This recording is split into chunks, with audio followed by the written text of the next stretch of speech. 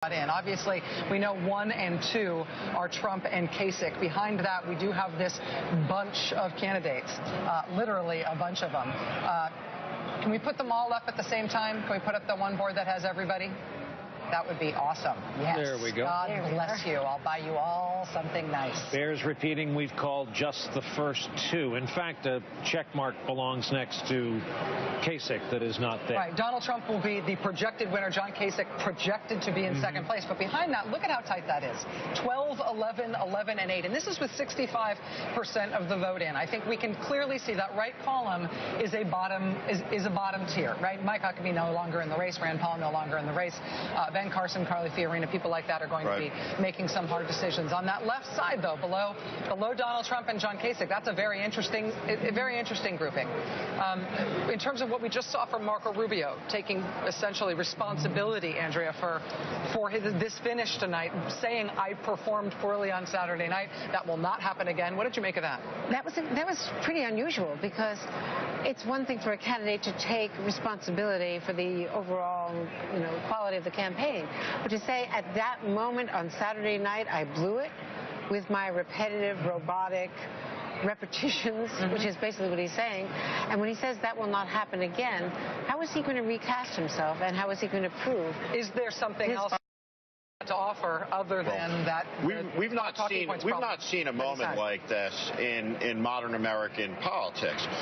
Marco Rubio on Friday night was poised to not just come in second place, but maybe be the winner in the New Hampshire primary. Yeah. So great was his momentum coming out of Iowa.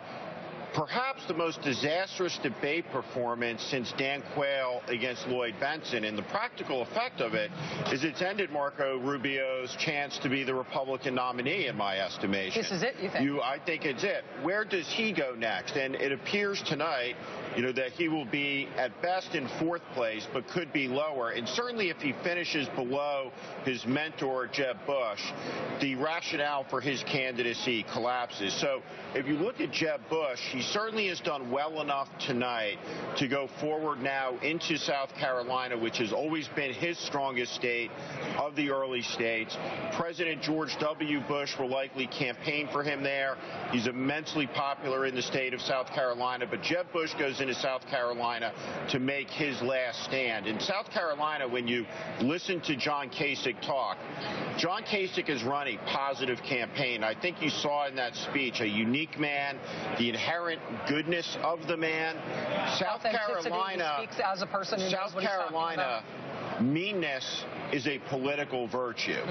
This is a state that has a political culture that is unique in America, and it is not a state where the genteel and the soft of heart and the virtuous, positive campaigners tend to do well. So we'll see how that plays out over the next couple of weeks. This weekend called for all candidates on the Republican side to stop all of their negative ads. Maybe they will.